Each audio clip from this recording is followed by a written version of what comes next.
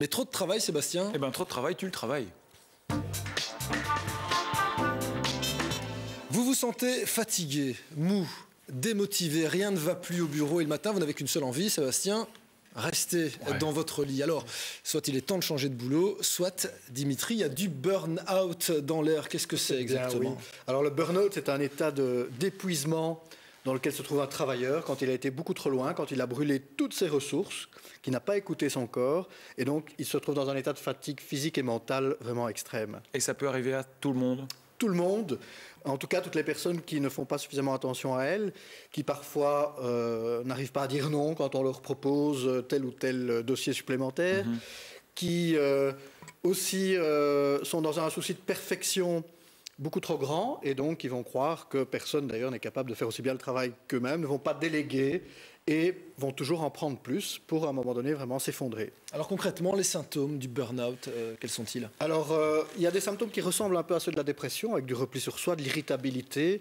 Ça nous plonge aussi dans un état où finalement on s'éloigne des autres, on peut devenir même cynique à certains moments avec ses collègues, on a une fatigue extrême, on peut avoir des troubles somatiques, on commence à avoir mal au dos, plein le dos, le corps parle évidemment et exprime qu'on a atteint vraiment des limites. Alors tous ces symptômes, Annick, elle les a connus, mais il lui a fallu du temps, hein, vous allez le voir, avant de mettre un nom sur ces mots. Reportage. Avant de pouvoir mettre un mot sur son état psychologique, Annick ne comprenait pas ce qui lui arrivait. Les signes sont multiples, grande fatigue, insomnie répétée, les nerfs à fleur de peau et des crises d'angoisse ou de larmes rythment son quotidien. Il lui aura fallu du temps pour réaliser ce qu'elle vit chaque jour. Mais je crois qu'il y avait déjà 2 ans pratiquement que je n'étais pas bien. Ça a été coincé dans le dos pendant un mois, des signes physiques qu'on ne veut pas voir ou qu'on n'associe pas justement à ce genre de choses. Et puis là, en un mois, vraiment le mois de janvier, j'ai craqué, quoi. Il a vraiment fallu que je prenne plusieurs semaines d'arrêt. Et alors là, quand j'ai voulu reprendre, j'ai eu vraiment des crises d'angoisse, des crises de larmes et tout. Et là, je me suis dit, bon, c'est vis-à-vis du travail. Et puis, bon, ben, on réfléchit. Et, bon, moi, ça fait plusieurs années que j'avais des choses qui ne me convenaient pas. Et dans mon caractère, je n'ose pas aller le dire. Donc, on continue tant bien que mal jusqu'au jour où ça craque et on ne sait plus. Et je pense qu'on n'arrive pas à mettre des mots aussi sur ce qu'on a. C'est vrai que c'est déjà pas facile pour nous de se dire, tiens, qu'est-ce qui se passe? Et donc, pour les autres, l'expliquer aux autres, c'est impossible. On sait qu'on va pas bien, mais pourquoi, on ne sait pas.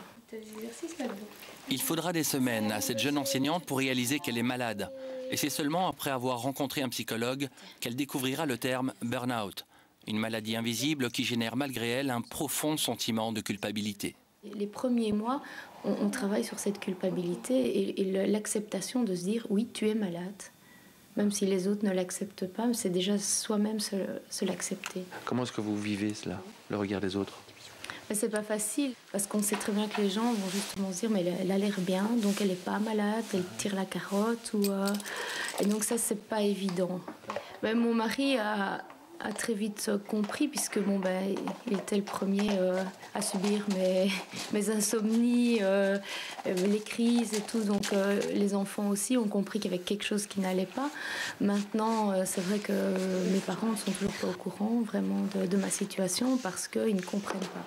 C'est pas acceptable. Il suffit de se secouer un petit peu et tout ira mieux. Donc ils ne peuvent pas concevoir que je n'y arrive pas. Annick est en pleine phase de reconstruction psychologique et sa passion pour les chevaux la soulage de cette pression quotidienne. Ici, elle est à l'abri de tout jugement. Je suis en phase de reconstruction, mais j'ai déjà des projets d'avenir et ça, c'est important. Donc ça permet de se raccrocher à quelque chose et de continuer à avancer. Mais je suis loin d'être guérie. Alors ici, Annick, elle est institutrice. Est-ce qu'il y a des métiers qui sont prédisposés Oui, certainement. D'ailleurs, le terme burn-out est apparu vers les années 75 pour cibler surtout les personnes qui étaient au contact des autres, dans un contact d'aide, les policiers, les pompiers, les infirmières, etc.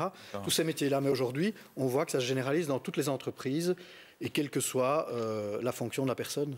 Alors pour que les choses soient claires, parce que c'est assez semblable, il y a une différence entre le burn-out et la dépression. Oui, c'est-à-dire que le burn-out est vraiment ciblé sur le travail, alors que la dépression, c'est une maladie complexe qui va toucher finalement toutes les sphères de la vie de la personne. Donc ça, c'est une différence fondamentale.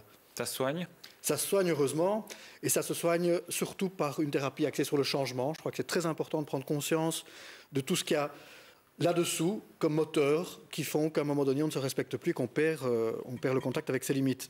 Donc une psychothérapie axée sur le changement, parfois même qui peut aller vers un changement de travail, si c'est vraiment l'univers, l'environnement du travail qui ne convient pas. Le repos aide, bien sûr, à retrouver un petit peu d'énergie, mais ne guérit pas tout. Alors, au-delà de l'initiative personnelle pour guérir de ce problème, l'entreprise elle a un rôle important à jouer. Mais certainement parce que c'est un coût social très très important, le burn-out dans les entreprises. Donc le fait d'en parler, de mettre en place des séminaires de réflexion et de prévention autour du burn-out, c'est très important.